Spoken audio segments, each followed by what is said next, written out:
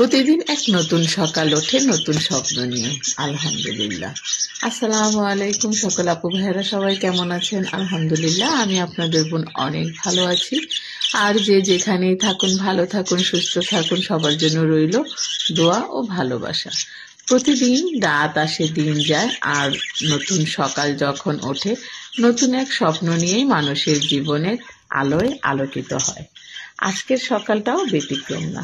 আজকের সকালটা খুব সুন্দর ছিল। শখের বাগানে গিয়েছি, প্রতিদিনই যাই। আলহামদুলিল্লাহ, এক এক সকাল এক এক রকম রূপে সাজে, দেখতে ভালোই লাগে। প্রকৃতির মাঝেও কিন্তু অন্যরকম এক সুখ আছে, যা আপনি কোথাও পাবেন না। প্রকৃতিকে যারা ভালোবাসে তারাই শুধু জানতে পারবে প্রকৃতির সুখটা কি। আলহামদুলিল্লাহ, এই তো দেখতে দেখতে কিন্তু সব ধরনের সবজিগুলো মাশাআল্লাহ হচ্ছে। আর ওই তো একবার বললাম না, প্রকৃতির সুখ বলেও কিছু কথা আছে। আর এই তো দেখুন মাশাআল্লাহ, ওই যে একবার ভিডিওতে দেখিয়েছিলাম, বিচি লাগিয়েছিলাম মিষ্টি কুমড়া। মাশাআল্লাহ, ওই তো ছোট ছোট মিষ্টি কুমড়া হয়েছে। অবশ্য আপনাদের একদিন শেয়ার করব।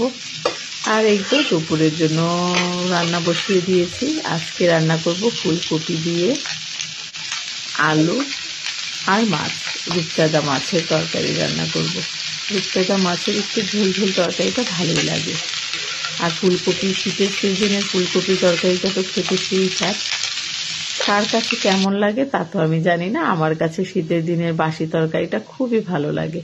তো আজকে দুপুরের জন্য রান্না করলাম রূপচাঁদা মাছ, আর গাছ থেকে করলা পেরেছিলাম, সেই করলা ভাজি করেছি। অবশ্য আপনাদের সাথে শেয়ার করব। সবাই ভালো থাকেন, সুস্থ থাকেন, আর আমাদের জন্য দোয়া করেন।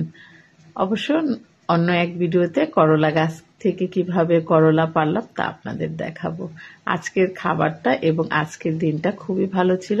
সবার জন্য রইল শুভকামনা, সবার দিনটাই ভালো কাটুক। আল্লাহ হাফেজ।